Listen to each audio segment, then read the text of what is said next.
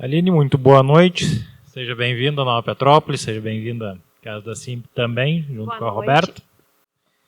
Boa noite, pessoal. Tudo bem? Isso. Obrigada pelo convite aqui na Simp. Né? A gente colocou que pedir para o pessoal ali que fez a apresentação do nosso layout, colocar uma fotinha diferenciada, pois além de advogada, eu também sou produtora rural aqui na região. Eu sou viticultora numa propriedade familiar, né, aqui em Nova Petrópolis. Bom, então hoje eu sei que vocês já tiveram algumas palestras sobre o planejamento sucessório, né, empresarial familiar, mas eu vim aqui também trazer algumas informações sobre esse tema, que é de extrema importância. Então, vamos começar pelo cenário das empresas familiares na atualidade. Tá? Atualmente, a maior parte das empresas no mundo, elas têm um perfil familiar. Tá? No Brasil, 80% das empresas têm característica familiar. Dessas empresas são responsáveis pelo recolhimento de mais da metade do PIB brasileiro. Tá? E também são responsáveis por empregar cerca de 75% da mão de obra no país, segundo os dados do IBGE. Contudo, a maior parte dessas empresas, elas falham, elas não têm bem sucedida a transição do negócio da sua primeira para a segunda geração. A cada 100 empresas, somente 1/3 são transferidas com sucesso, né, da primeira gestão para a segunda gestão. E dentre os problemas que acontecem, né, é a ausência de um planejamento da sucessão, que ele é de extrema importância para a continuidade do negócio familiar. Tá? E o que vem a ser, então, um planejamento sucessório? A gente sempre faz uma analogia, assim, que acho que todo mundo já parou para pensar em coisas que gostaria de fazer antes de deixar esse mundo, né? Todo mundo já fez aquela lista, eu gostaria de fazer um trabalho voluntário, eu gostaria de plantar uma árvore num lugar que é de importância para mim, fazer uma peregrinação, né, escalar uma montanha, e por que não incluir nessa lista, então, deixar um planejamento sucessório, né? Então, o planejamento sucessório ele é um procedimento legal que ele define ainda em vida como vai ser feita a transferência, né, desse patrimônio, desse ativo, dos direitos e a disposição de vontade daquele titular, daquele dono daquele patrimônio, né? Seja o indivíduo ou seja empresário familiar. Né? Então, ele visa deixar organizadas as questões relativas ao patrimônio do indivíduo ou da sociedade empresária da qual ele faz parte, definindo previamente a transferência dos bens, direitos e vontade desse detentor. E para que serve, então, o planejamento sucessório? Bom, ele tem inúmeras vantagens aí, né? A que o pessoal mais se apega, e talvez a mais importante, é reduzir os custos que incidem sobre a herança, né? Então, como os tributos e a outros gastos com o futuro inventário, que são aqueles decorrentes, né, de cartórios, emolumentos, tabelionato, outras despesas, né, que se tem com a burocracia toda do inventário em si. Além disso, então, ele resolve as questões relacionadas à gestão do negócio familiar, né, como vão ser transferidas as cotas daquele sócio, como vai ser feita a tutela dos filhos menores de idade, né, se estabelece isso de antemão, e a distribuição, então, né, da cota parte que cabia por direito àquela pessoa que faleceu. Ele deixa claro, também expressa qual que é a vontade do titular daquele acervo patrimonial, ou seja, de antemão, ainda em vida, né, ele estabelece o que ele quer fazer daquele patrimônio que levou tantos anos para conquistar. Né? Além disso, temos também economia de tempo, pois as etapas do inventário, né, principalmente o judicial, elas tendem a ser morosas, elas tendem a ser bem longas. E não é porque muita gente pensa, mas eu vou fazer um inventário extrajudicial, não vai ter problema com a minha família, a gente vai lá no tabelionato de notas e faz, que não vai ser demorado, tá, gente? Porque hoje em dia a gente tem uma exigência muito grande. Quem tem ativo imobilizado aí, quem tem imóveis, do cartório do registro de imóveis, eles estão exigindo cada vez mais a regularização desses imóveis. Então, muitas pessoas chegam até nós para fazer um inventário e esse imóvel não está regularizado, esse imóvel só tem a matrícula do terreno, a construção não está averbada. Às vezes é um imóvel mais antigo, que só tem uma transcrição, nem matrícula ainda tem. Então, a gente faz um trabalho em conjunto com os engenheiros civis, um trabalho que a gente faz com os topógrafos e agrimensores para regularizar todo esse acervo patrimonial, para daí, então, conseguir fazer o formal de partilha e registrar devidamente lá no cartório de registro de imóveis. Tá, pessoal? Outro aspecto também muito importante, ele evita a inacessibilidade desses bens. O que é inacessibilidade? É comum que durante o inventário os herdeiros não tenham acesso àqueles bens, que nada mais é um exemplo, a conta corrente da pessoa que faleceu, que ninguém tinha acesso, né? Algumas coisas que se depende de autorização judicial, quando não é feito planejamento sucessório, por exemplo, se precisa vender um carro, né, ou aquele herdeiro ele não pode dirigir aquele carro, porque aquela documentação está em nome do falecido, então precisa de um alvará judicial para que se tenha acesso. Essa questão da inacessibilidade é muito importante também, porque muitas pessoas não conseguem tomar à frente a administração daquele acervo patrimonial daquela pessoa, e aí isso acaba demorando muito tempo, tá, pessoal? A gente teve um exemplo também que o falecido deixou cabeças de gado e os filhos não sabiam como cuidar, como gerenciar com aquele gado. E aí se precisou de uma autorização judicial para que se vendesse aquele gado quanto antes, para que esses animais não viessem a morrer, né? Então, com o planejamento sucessório, se consegue, então, evitar que esses bens se tornem inacessíveis por determinado período. E a nossa legislação, então, ela divide o acervo do patrimônio, né, em duas partes. A herança legítima, que nada mais é do que 50% do patrimônio, a metade do patrimônio, segundo a legislação brasileira, deve obrigatoriamente ser deixada aos herdeiros necessários, que são os filhos, na sua ausência, os ascendentes, né, os pais, que também concorrem aí com o cônjuge ou companheiro, sendo ele casado pelo regime da comunhão parcial de bens ou da separação eletiva de bens. Tá? E daí, dentro disso, a gente tem também a cota disponível, que é os outros 50%, que a destinação é livre. O titular daquele patrimônio pode deixar essa cota disponível para quem ele quiser, tendo terceiros, instituições, enfim. Tá, pessoal? E quais são os instrumentos jurídicos, então, para a transferência da gestão desse patrimônio? A gente começa ali pelo testamento, talvez o mais conhecido de todos, né? Que nada mais é do que uma escritura pública lavrada ali no tabelionato de notas, pelo tabelião, onde vai ser deixada expressa a vontade daquele titular daqueles bens, quanto a como ele quer que isso seja distribuído, como ele quer distribuir, desde que respeitado, claro, os 50% dos herdeiros necessários e os 50% que é a cota disponível. Tá? Também muita gente faz o testamento a próprio punho, né? Mas a gente não recomenda porque pode ser alegado alguma nulidade, porque esse testamento ele exige a presença de 3 testemunhas. Então, para que ele tenha de fato validade, né, o testamento ali ele tem que ser feito no tabelionato de notas. É importante a gente observar que o testamento ele não transfere a herança, ele só deixa expressa a vontade da pessoa e de como vai ser feita depois com o inventário essa distribuição. Então, vai ter que se fazer igualmente o inventário e o recolhimento do ITCD, né, o Imposto de Transmissão, Causa, Morte e Doação, no testamento, mas já vai deixar estabelecido como será feita a distribuição do acervo patrimonial e a vontade desse autor da herança. Além do testamento, temos também a doação, que hoje ela também é incidente do ITCD, porque o imposto ele é de transmissão, causa, morte e doação, né? Mas ela entra também como uma alternativa do planejamento sucessório, porque a doação, a alíquota é menor.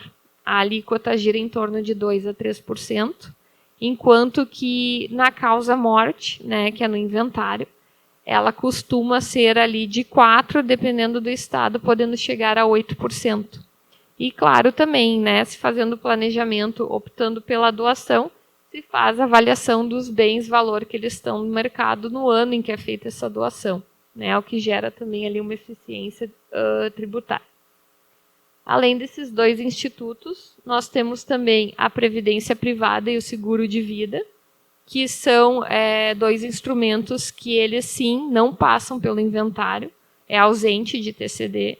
Então, muitas vezes, algumas pessoas precisam fazer o inventário, mas a pessoa que faleceu deixou um seguro de vida, deixou uma previdência privada, o que facilita muito o trabalho dos herdeiros para conseguir fazer um levantamento de capital para fazer frente à realização desse inventário, ao pagamento dos tributos. Tá? Então, a previdência privada e o seguro de vida também estão enquadrados como uma forma do planejamento sucessório. Além desses institutos, a gente tem também a tão falada holding, né, patrimonial familiar, que é quando os bens do acervo do indivíduo eles são transferidos por meio de cotas para uma sociedade empresária limitada ou uma sociedade anônima, né? E essa holding ela vai estar incluído ali o grupo familiar do qual essa empresa faz parte, e ela vai ter o objetivo de gerenciar aquele patrimônio, como é o exemplo de ativo imobilizado, gerenciar os rendimentos desses ativos, como os aluguéis, mas ela também pode ser uma holding mista ali, que tem também outras funções, como a realização de serviços como uma empresa comum. Tá? E ela também vai ter uma eficiência aí na blindagem patrimonial, porque ela se distancia, então o patrimônio deixa de ser do CPF, né? Passa a ser da constituição numa sociedade empresária. Além disso, nós temos também o acordo de sócios. O acordo de sócios ele é um contrato feito à parte do contrato social e protocolado. Ele pode ser protocolado também na junta comercial e ele vai estabelecer outras cláusulas que não estão ali dispostas no contrato social, que é toda aquela situação que deve ser resolvida entre os sócios de uma empresa. E uma delas é a questão da sucessão, né? No acordo de sócios e que é feita... Opa, deixa eu voltar aqui. O acordo de sócios que é feito como vai ser a distribuição dessas cotas caso aquele sócio faleça, né? O outro sócio vai ter a opção de adquirir essas cotas ou a família dessa pessoa vai integralizar a constituição da empresa. Então, é no acordo de sócios, caso não seja estipulado no contrato social, porque também pode ser incluído no contrato social. Mas, se os sócios querem fazer uma disposição com uma redação maior, estabelecendo mais coisas entre eles, é interessante que seja feito o acordo de sócios. Além dessas opções, a gente tem aí os fundos exclusivos e as offshores, que eles, então, não passam pelo inventário, estão isentos do ITCD. Os fundos exclusivos são investimentos, né, gerenciados ali por um gestor de investimento, que é uma carteira exclusiva, normalmente para investimentos de alto valor, a partir de 10 milhões de reais, justamente uma carteira bem exclusiva. Ele tem uma tributação própria, apesar de não incidir o ITCD. Essa tributação ela tem uma lei específica ali de 2023, que gira em torno de 15% a 20% dos rendimentos. E as offshores, então, que são os rendimentos e as empresas constituídas no exterior, que vão ser aplicadas à lei do país onde elas estão com a sua sede estabelecida. Né? Muitas pessoas optam por países em que a carga tributária é menor, dentre os quais a gente chama os paraísos fiscais, né? Que no Brasil não há nenhuma ilegalidade nisso, né? O Brasil autoriza que as empresas constituam sede, né, no exterior, aí visando uma otimização tributária. E quais são, então, as propostas da reforma tributária para os inventários não realizados? Tá? Hoje, o ITCD, então, ele é um imposto estadual e é aplicado conforme cada estado. E muitos estados aplicam uma alíquota fixa, como é, por exemplo, o caso de São Paulo. São Paulo, a alíquota é sempre fixa de 4%, não importa se aquele inventário realizado é um inventário de R$1.000, é um inventário de R$1 milhão, a alíquota vai ser sempre 4%. Porém, com a reforma, tá, se estima que o ITCD ele seja progressivo, em razão do valor do quinhão, do legado ou da doença. Então, hoje no Brasil, o ITCD ele parte de 2% a 8%, há estados que é 8%, né? Alguns já são progressivos, outros não, mas com a reforma é que de toda forma ele seja progressivo. Tá? E aí também há uma discussão, a gente não tem nada estabelecido no momento, a incidência do ITCD sobre as doações e transmissões feitas no exterior, porque o governo também está atento a quem está fazendo gerenciamento de bens no exterior para se cobrar um tributo sobre isso. Tá? Aqui também não está mencionado no slide, mas é importante falar para vocês quanto aos inventários não realizados. No momento, o Rio Grande do Sul ele não cobra uma multa do ITCD pelo atraso na abertura do inventário. No Código de Processo Civil, nós temos ali que o inventário precisa ser aberto num prazo de 60 dias a contar da abertura da sucessão, que é o evento morte. E outros estados há a cobrança dessa multa do ITCD. No Rio Grande do Sul ela ainda não é cobrada, mas o que a gente vê aí da aplicação dos outros estados aí é que ela possa vir a ser instituída. Tá? E qual é, então, o planejamento sucessório ideal para mim? Bom, ele não é uma receita de bolo, né? Nem para todo mundo a holding, por exemplo, ela é indicada, pois às vezes a pessoa tem ali um patrimônio pequeno, para ela não vale a pena constituir uma sociedade empresária, fazer um balanço anual, fazer recolhimento de tributos mensais para um patrimônio ali constituído, se analisando, é pequeno. Então, é feita uma análise completa, cada detalhe da constituição daquela empresa, o perfil daquele sócio empresário e também o que ele almeja que seja feita da sua sucessão. Se ele quer fazer um planejamento sucessório de todo o seu acervo patrimonial, de somente parte dele, e qual que é esse acervo patrimonial, se são bens imóveis, cotas, ações, né, veículos. A gente também faz uma análise dos aspectos imateriais, que são os pontos de fragilidade, o relacionamento dentro daquela família, dentro daquela sociedade empresária, né? Como é o relacionamento entre os cônjuges, entre pai e filho, mãe e filho, principalmente entre irmãos, porque a gente vê inúmeros casos que o conflito nasce ali entre os irmãos, né? E a partir deste ponto, então, é efetivada a organização da sucessão patrimonial, objetivando uma eficiência tributária, familiar e empresarial. Com o planejamento sucessório, então, ocorre a preservação da sociedade empresária familiar e do legado familiar. Tá? E ainda, ele minimiza a possibilidade de sofrer prejuízos de ordem material e da convivência familiar, né? Porque já vai estar de antemão se fazendo esse planejamento ainda em vida, né, estabelecendo o que vai ser feito, que evita desavenças e conflitos entre a família, né? E ao executar o planejamento patrimonial familiar, se estabelece de antemão um acordo de entendimento do dono do patrimônio e das regras sobre as quais os seus ativos serão distribuídos, né? O titular daquele acervo patrimonial já estabelece como ele quer que isso seja distribuído posteriormente. Ele eleva também o grau de proteção e alcança eficiência tributária na utilização dos recursos, né? E gera tranquilidade e segurança jurídica para todos.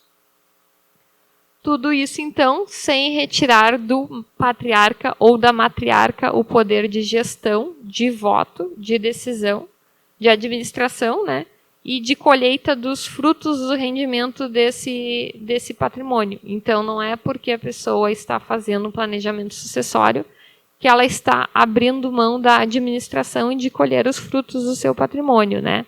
A gente consegue gravar cláusulas nesse planejamento sucessório para que, ainda em vida ou enquanto assim desejar, essa pessoa continue sob total administração dos seus bens. E a sucessão, então, ela deve ser encarada como um evento ou como um processo, né? Se encarada, então, como um processo a ser trabalhado e não um evento inesperado, a sucessão ela tem mais chances de ser concretizada com sucesso, tá? E estabelecendo-se previamente a capacitação dos herdeiros, quais são os herdeiros que têm interesse em continuar e gerenciar aquele negócio, que eles estejam capacitados para fazer frente à administração daquela empresa, uma comunicação aberta e transparente entre os familiares é essencial para o êxito no planejamento sucessório, né? E uma cultura familiar forte, que a cultura familiar forte é o que ajuda a manter a família unida e a empresa coesa. Pela cultura familiar, a gente sempre fala que o sócio-diretor, o fundador de um negócio, é a pessoa responsável por unir a família nos almoços de domingo e é a pessoa responsável que apresenta a família para aquele cliente, para aquele fornecedor. Então, ele une o relacionamento da família com os negócios. Então, se tendo essa capacitação da gestão dos sucessores para manter a cultura familiar forte, há também uma maior chance de prosseguir essa empresa na transferência da primeira para a segunda geração. Tá? E quais as estratégias, então, para uma transição suave na sucessão empresarial familiar?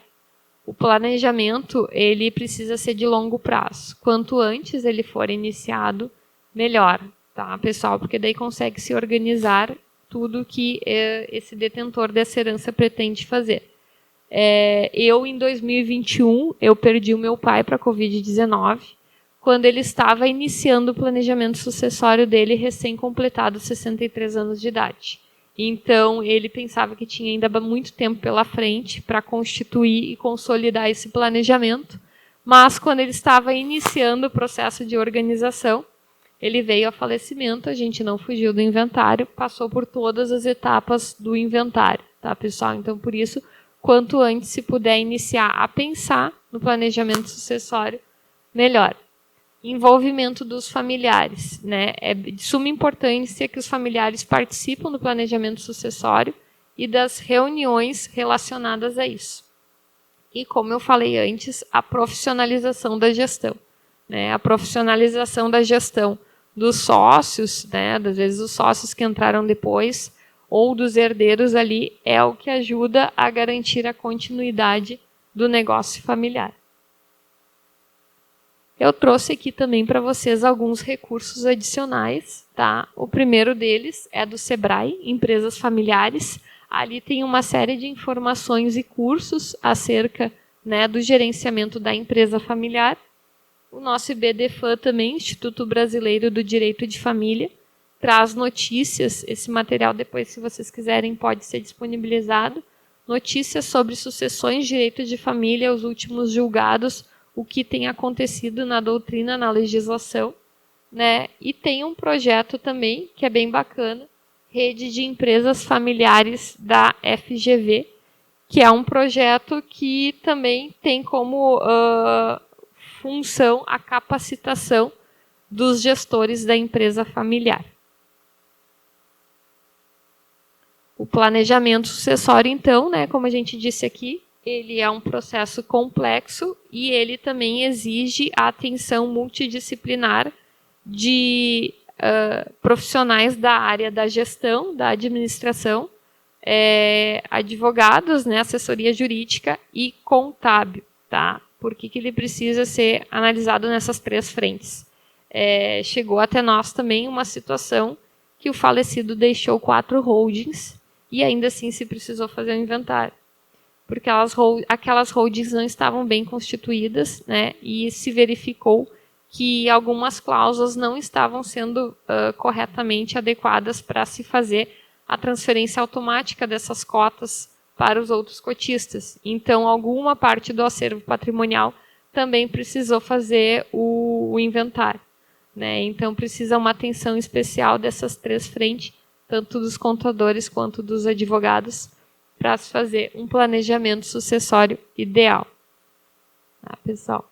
Aqui a gente tem para vocês o QR Code com o site do escritório, o nosso contato de WhatsApp e também de e-mail, para quem quiser acessar. E também um agradecimento especial à W3Com, agência de comunicação e marketing, que fez para nós esse trabalho visual, que cuida da identidade visual do escritório. Agradecemos, então, a presença aqui e o convite junto à SIMP, né? Fico à disposição, então, de vocês para perguntas. né? E espero que tenham gostado aí da nossa palestra de hoje.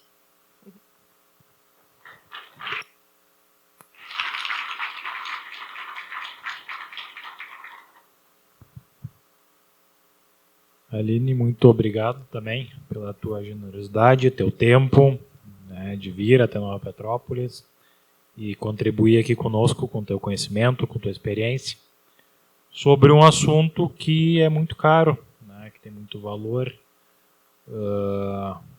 porque aqui a gente trata daquilo que a gente passa a vida inteira construindo, né? Só disso. Exatamente. E é uma parte importante do legado que cada um deixa. Então, as pessoas sempre têm muita curiosidade, muitas dúvidas. Eu anotei algumas coisas aqui. Eu queria te perguntar. A primeira coisa, para deixar bem claro, então, assim, eu acho que tu foi muito objetiva quando tu comentaste isso, mas a sensação que a gente fica quando conversa com as pessoas é o ponto que mais gera tensão, né? De uma forma bem clara, então, planejamento sucessório é completamente diferente de abrir mão de gestão e de patrimônio em vida, certo? Completamente diferente de abrir mão da gestão ou do patrimônio em vida. Sim, exatamente. O planejamento sucessório é a pessoa começar a se organizar, né? Então, ainda em vida, né? Como vai ser feita a transferência desse patrimônio quando ela vir a falecer. Ela pode, por exemplo, assim, fazer uma doação, seja dentro da holding, seja por meio da doação do seu acervo ali como pessoa física, tá? Mas já para os seus herdeiros, mas ela continua administrando esses bens, ou seja, esses herdeiros eles não vão tomar frente a esses bens enquanto ela viver, ou enquanto ela assim desejar, enquanto ela assim tiver capacitada. Então, é assim, apesar que no planejamento sucessório eu posso fazer a transferência do meu patrimônio, eu continuo administrando ele e, inclusive, eu posso revogar aquela decisão tomada, né? E na tua experiência ali nessa caminhada que tu tem, obviamente já pegou muitos casos diferentes, com pessoas mais tranquilas, pessoas mais difíceis, sim, né? Quando tem aquele momento que alguém da família começa a se preocupar com isso, mas tem receio, tem medo, porque sabe que daqui a pouco o pai ou a mãe é uma pessoa que tem dúvidas ou tem medo, não quer falar sobre isso. Qual a melhor maneira de fazer essa abordagem para tocar nesse assunto, sem que pareça ou que deixe claro que realmente é uma ideia de organização e não de tirar o pai ou a mãe da frente da tela, no caso. Sim, né? Entendi. Nesses casos, a gente começa por uma reunião individualizada, né? Primeiro com aquela pessoa que cresce nela o desejo de fazer planejamento sucessório e depois, então, se parte para os familiares.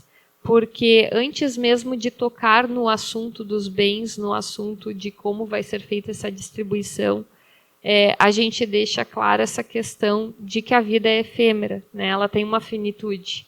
Então, é muito importante deixar claro para aquela pessoa que tem receio de que uma organização daquele titular do patrimônio venha beneficiar aquela família, né? E não o contrário. Porque, às vezes, quando a gente vai deixando, que eu acho que é os casos mais tristes que chegam no escritório, são aquelas famílias que não conseguem fazer frente ao pagamento dos tributos do inventário, elas não conseguem fazer frente ao pagamento da regularização. E aí há muita coisa que a gente vê assim dos imóveis abandonados, que a gente passa em rodovias e diz assim, poxa, mas o ponto é bom, o lugar é bonito, mas ele está com mato crescido, ele está abandonado, ele está vandalizado, né?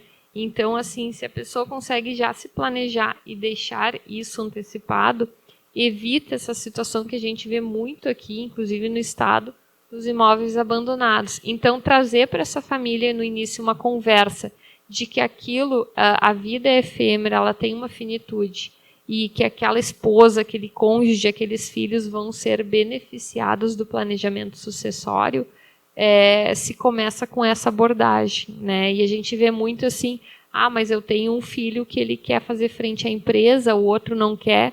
Bom, então vamos ver formas igualitárias de beneficiar esses 2 filhos. Talvez deixar a gestão da empresa para aquele que de fato tem interesse em continuar o legado familiar e daqui a pouco deixar um outro bem para o outro filho que não tem interesse em dar continuidade na empresa, no negócio da família. Muito bem. E tu comentaste aqui sobre ser um processo de longo prazo, né? E aí trouxe inclusive o teu exemplo, né, da tua família, que passou por... Quer dizer, que não conseguiu passar pelo processo, né? Quando você fala em longo prazo, o que é um longo prazo? E se tem um momento ideal, por exemplo, o rapaz está com 30 anos, mas já conseguiu constituir um patrimônio, está ali com 2 filhos pequenos ainda. Quando é o momento para começar a se pensar nisso?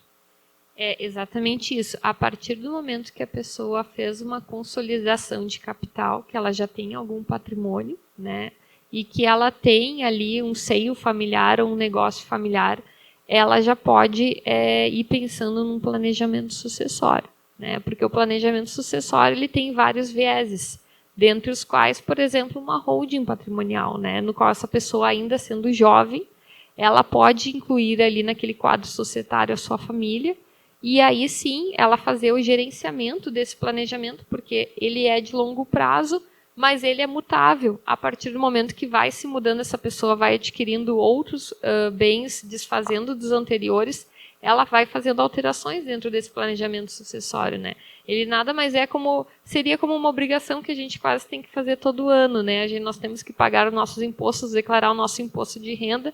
Então, eu fiz ali o meu planejamento sucessório aos 30, eu vou pelo menos a cada uns 2 anos, eu vou dar uma olhada como está aquilo, se eu quero modificar aquilo, se eu quero permanecer, fazer algumas alterações e ir dando sequência nisso ao longo da vida, né? De extrema importância.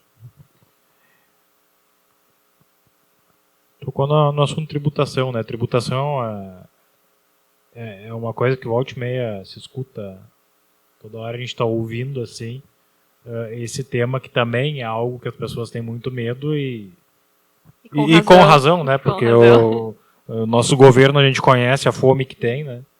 O leão é brabo e é faminto. Dentro desse processo que a Roberta colocou antes, esse processo de tributação, nessa mudança de legislação, ele está previsto? Ele corre risco de aumentar muito, de aumentar pouco? Como é que tem essa previsão? A perspectiva aqui, então, quanto aos inventários, e também ela não é boa, tá? Porque essa alíquota que a gente tem, que muitos estados, como eu falei, é fixa, com a mudança aí na reforma, ela tende a ser progressiva, e quanto maior o valor do acervo patrimonial, maior será a alíquota, né? Além disso, a gente tem também essa tributação que eles estão mirando aí nos investimentos de quem tem investimento no exterior. Muita gente não precisa ir longe, muita gente tem alguma coisa no Uruguai, alguma coisa no Chile. O governo brasileiro está de olho nisso também. E a multa, né, pelo atraso na abertura do inventário, que hoje a gente não tem aqui no estado, né, a tendência é que ela seja implementada. Então, mesmo os casos de inventário, é bom observar esse prazo dos 60 dias para evitar uma multa de, às vezes, aí até 20% no imposto, né, pelo atraso na abertura, porque justamente é isso que o governo objetiva, né, que as pessoas regularizem seus inventários e façam a arrecadação, né? Então é por isso que foi instituída em outros estados essa multa, para que no caso se demore na realização, né, será cobrado então sobre o ITCD. Você colocou uma questão da parte do trabalho que vocês desenvolvem que é bastante importante, que é justamente sobre os bens imóveis, né? E muitas pessoas têm suas propriedades, terras, casas, apartamentos, e muitos deles vêm de outros tempos, de muito tempo, e isso não tem matrícula muitas vezes, como você disse. Como que é esse trabalho que você desenvolve? Qual é a importância de se fazer isso Fala um pouquinho mais sobre esse ponto, por favor. Tá, isso é uma coisa que eu trabalho, né, devido à especialização também em regularização imobiliária, e é um trabalho que a gente faz frente a engenheiros, agrônomos e topógrafos, né, porque muitas pessoas, eu tenho um apartamento que eu moro, mas esse apartamento ainda está no nome do meu pai, mas eu moro com os meus filhos, ou daqui a pouco eu tenho uma casa, mas essa casa a gente só tem averbado o terreno, ou algumas situações, às vezes esse terreno está em condomínio aí com outros lindeiros, né? Então isso também é muito importante que essa pessoa ela vá, ainda que a passos lentos, fazendo a regularização desse imóvel, né? Porque a gente sabe que hoje a gente não tem aprovação de um formal de partilha que seja registrado lá no cartório de registro de imóveis. E a pessoa com formal de partilha na mão, ela não consegue resolver nada se ela não tem averbação no cartório, né?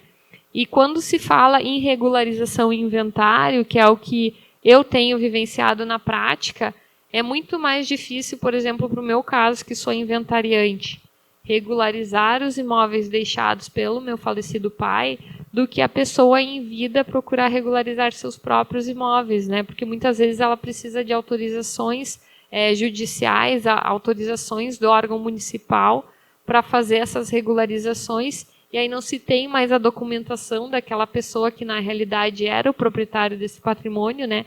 E aí o trabalho é muito maior. Por isso que se fazendo essas coisas, né, gente, hoje tudo se faz orçamento, se verifica com engenheiros, com os agrônomos, para se fazer essa regularização imobiliária, né, o quanto antes e não ir deixando para depois. Quanto mais a gente deixa, né, mais caro isso se torna devido até à própria valorização desses imóveis. Arquitetos também fazem esse trabalho, tá? Só fica a dica aí. Foi só a título exemplificativo mesmo. Brincadeiras à parte. O Ari Titon aqui está perguntando se a holding pode ser destituída por algum aspecto tributário. Bom, quanto ao aspecto tributário da holding, né, eu acho que então eu vou deixar aqui para especialista no tributo. Voltei. Bom, gente, assim, a questão tributária da holding, tá? A gente tem discussões hoje que está se surgindo no meio jurídico que a holding seria uma forma de evasão tributária, né? De tu dar um jeitinho de não pagar tributos, tá? Essa discussão existe. As holdings elas vão ter tratamento diferenciado também pela legislação tributária, tá? Mas no momento, tá? Hoje, atualmente, com a legislação que a gente tem, da forma como elas estão feitas, se ela é constituída corretamente, a gente não tem problemas em aspectos tributários, tá? Só que, é claro, a gente precisa ter cuidado, a gente precisa analisar caso a caso. Não vamos chegar lá, a criatura com 500 execuções fiscais nas costas, pegar todo o patrimônio dela e jogar para dentro de uma holding, que aí a gente vai ter problema, né? Então, a gente tem que fazer uma análise caso a caso, mas por hora, tá? O que eu posso dizer para vocês é que a holding não está sendo considerada evasão tributária, apesar de existir já discussão nesse sentido. Muito obrigado. Ele pergunta também se a pessoa que está fazendo o processo sucessório pode definir quem será o administrador da empresa, independente deste ser ou não ser o maior detentor da sociedade. Sim, é plenamente possível, né? Dentro do planejamento sucessório, eu mencionei muito ali a questão do herdeiro e do familiar, mas também ela pode estabelecer um administrador, né, dentro do planejamento sucessório. Justamente aquela primeira pergunta que tu me fizeste, às vezes há um desentendimento familiar ou uma estranheza quanto ao planejamento, e às vezes se constitui, então, um sócio para fazer essa administração na sua ausência, principalmente os casos quando tem filhos menores, né?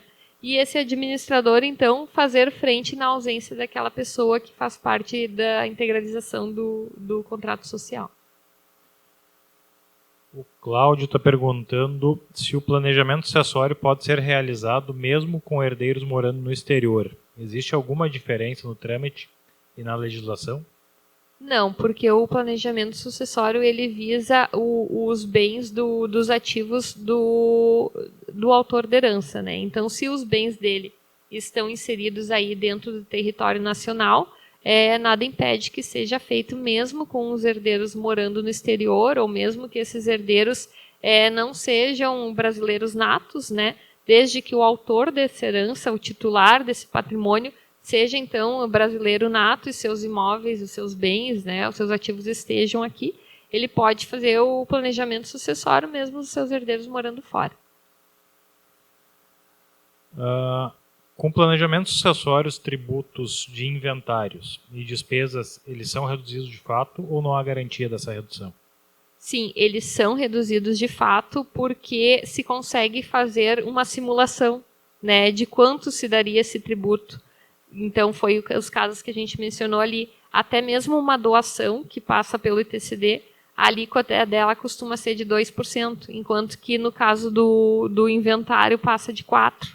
Né? E mesmo na constituição de holding, a pessoa ela consegue fazer, dentro de um planejamento, ela consegue se planejar. Quanto eu pagaria de tributo se eu fizer um planejamento sucessório, por exemplo, constituindo uma holding familiar? E se eu fizer, por exemplo, um seguro de vida, uma previdência privada e um acordo de sócios, né, dentro da minha empresa? Eu não quero fazer uma holding, mas eu quero fazer um acordo de sócios, estipulando com o meu sócio o que vão ser feitas das minhas cotas na minha ausência, né? Então, ela já consegue se programar, fazer, então, um levantamento de quanto daria aquele tributo, né? Isso que é o mais bacana do planejamento sucessório. Tu consegue fazer um cálculo de quanto tu vai gastar em cada um dos instrumentos aí disponíveis para o planejamento sucessório.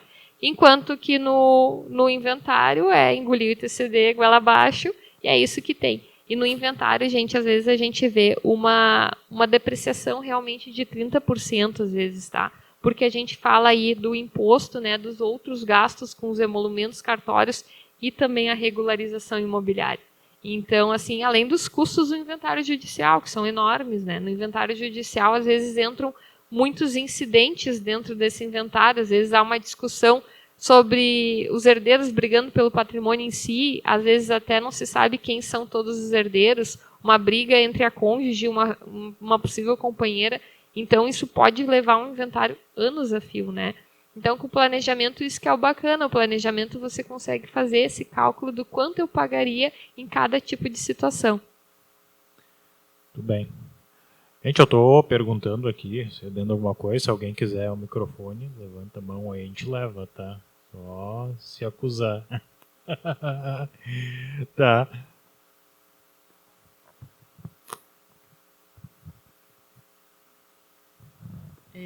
Eu notei, quando a gente começou a lançar o assunto no grupo, porque a gente já tinha feito, então, o primeiro evento de sucessão familiar, que algumas pessoas se sentiram, eu não me enquadro nessa situação. Né? O que caracteriza essa sucessão familiar? Se eu tiver uma empresa com outros 4 sócios, que não tem nada a ver com a minha família, se encaixa dessa forma também, né? Porque eu vou morrer, eu tenho sucessores, né? Exatamente. Mas eu tenho mais 4 sócios, né? Exatamente. Como é que eu lido com isso? Justamente por isso, às vezes, a empresa ela não tem a característica familiar de ter sido constituída pela família, mas há sócios, aí, há 4 sócios, por exemplo, né? E esse sócio vem a falecer. Se não tiver isso bem estipulado dentro do contrato social, aquela família daquele sócio vai integralizar aquele quadro societário. E aí, daqui a pouco, eu me dava bem com o meu sócio, mas a viúva dele não conhece o andamento da empresa, não conhece as negociações da empresa. E aí, aquela família vai integralizar a empresa. Né? Então, assim, os sócios, mesmo eles não sendo parentes, é interessante que se pense nisso, né? E principalmente como vai ser feito a transferência dessas cotas dessa pessoa, caso ela venha a falecer, porque se isso não for previamente planejado, aquela família vai integralizar a sociedade e daqui a pouco vai haver desentendimentos entre eles, por não ser mais aquela pessoa que constituiu o quadro societário.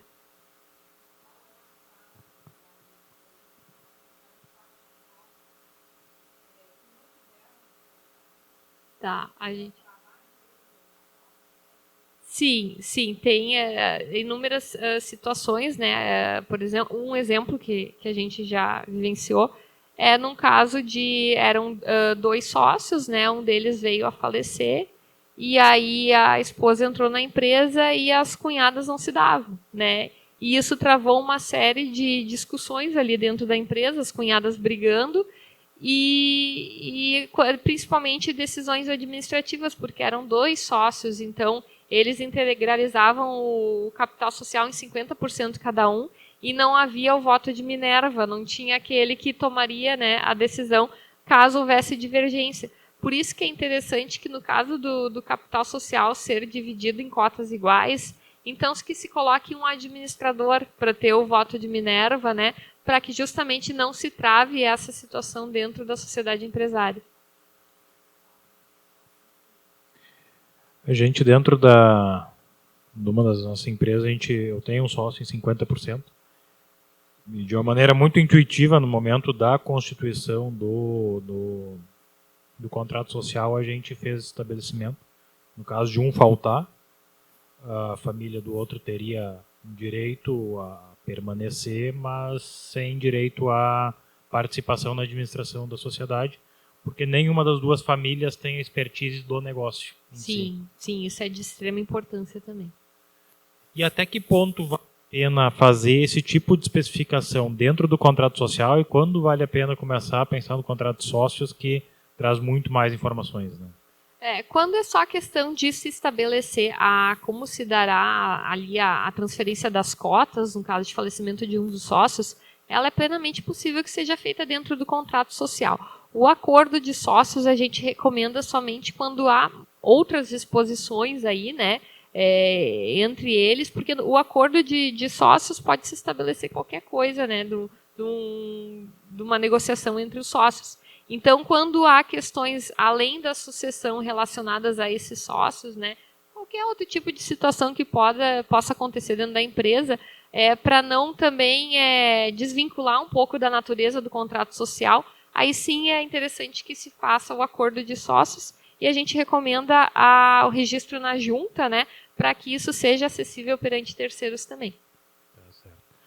E a última aqui, para a gente ir encerrando, o Werner Drexler pergunta, no caso de holding que tiver como sócio um herdeiro, menor incapaz, para a integralização e permuta de bens da empresa, deverá haver a intervenção do Ministério Público? Como acontece no caso do inventário que tenha menores sucessores?